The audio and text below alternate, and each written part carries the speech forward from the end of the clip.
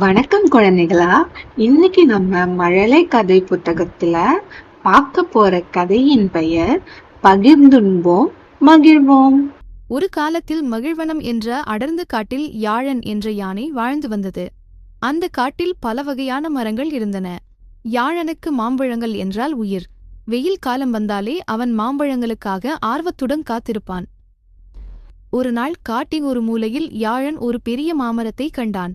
அந்த மரம் முழுவதும் தேன் போன்ற இனிப்பான பழுத்த மாம்பழங்கள் தொங்கிக் கொண்டிருந்தன.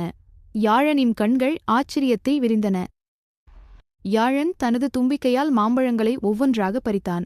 இன்று எனக்கு பெரிய விருந்து, இவை அனைத்தையும் நானே சாப்பிடப் போகிறேன் என்று மகிழ்ச்சியுடன் தனக்குள் சொல்லிக் கொண்டான்.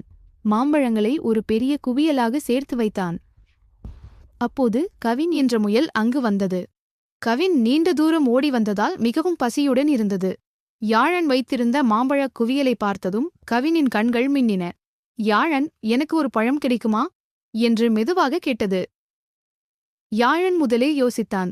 ஆனால் கவினின் பசியை பார்த்ததும் அவனுக்கு பாவமாக இருந்தது. நிச்சயமாக கவின், இதில் ஒரு பகுதியை நீயும் எடுத்துக்கொள் என்று கூறி 2 பெரிய மாம்பழங்களை அவனிடம் கொடுத்தான்.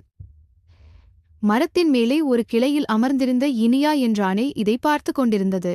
இனியாவிற்கு மாம்பழக் கொட்டைகளை உடைத்து சாப்பிட மிகவும் பிடிக்கும். ஆனால் அவளுக்கு கீழே வர தயக்கமாக இருந்தது. யாழன் நிமிர்ந்து பார்த்து, இனியா, அங்கேயே ஏன் அமர்ந்திருக்கிறாய்? கீழே வா, எங்களுடன் சேர்ந்து இந்த சுவையான பழங்களை சாப்பிடு என்று அன்புடன் அழைத்தான். அவன் ஒரு மாம்பழத்தை எடுத்து அணிலுக்காக கீழே வைத்தான். கவினும் இனியாவும் யாழன் கொடுத்த மாம்பழங்களை மிகவும் மகிழ்ச்சியுடன் சுவைக்கத் தொடங்கினர். அவர்கள் இருவரும் சிரித்து பேசிக்கொண்டே சாப்பிடுவதைக் கண்டு யாழனுக்கு மனதிற்குள் ஒரு திருப்தி ஏற்பட்டது. சிறிது நேரத்தை மலர் என்ற சிறிய சிட்டுக்குருவி அங்கு பறந்து வந்தது. வெயிலின் தாக்கத்தால் மலர் மிகவும் சோர்வாக காணப்பட்டது. அதற்கு தாகமும் பசியும் அதிகமாக இருந்தது.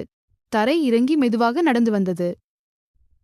யாழன் சிறிதும் யோசிக்காமல் தன்னிடம் இருந்ததிலேயே மிகவும் பெரிய மாம்பழத்தை மலருக்கு கொடுத்தான். இந்தா மலர், இந்த இனிப்பான பழத்தை சாப்பிடு, உன் சோர்வு நீங்கிவிடும் என்றான் யாழன். இப்போது கவினும் மலரும் அருகருகே அமர்ந்து மாம்பழத்தை சாப்பிட்டார்கள். ஒருவருக்கொருவர் பழங்களை பகிர்ந்து கொண்டார்கள். காடு முழுவதும் நண்பர்களின் சிரிப்பொலியால் நிறைந்தது. யாழன் அவர்களை பார்த்து பெருமைப்பட்டான். யாழன் இப்போது உணர்ந்தான், தனியாக சாப்பிடும்போது கிடைத்த மகிழ்ச்சியை விட மற்றவர்களுக்கு கொடுத்து அவர்களுடன் பகிர்ந்து உண்ணும்போது கிடைக்கும் மகிழ்ச்சி பல மடங்கு அதிகம். பகிர்வதே உண்மையான மகிழ்ச்சி. இந்த குழந்தைங்களா, உங்களுக்கு இந்த கதை பிடிச்சிருந்ததா? இந்த கதை பிடிச்சிருந்ததுன்னா சேனலை லைக் பண்ணிட்டு சப்ஸ்கிரைப் பண்ணுங்க.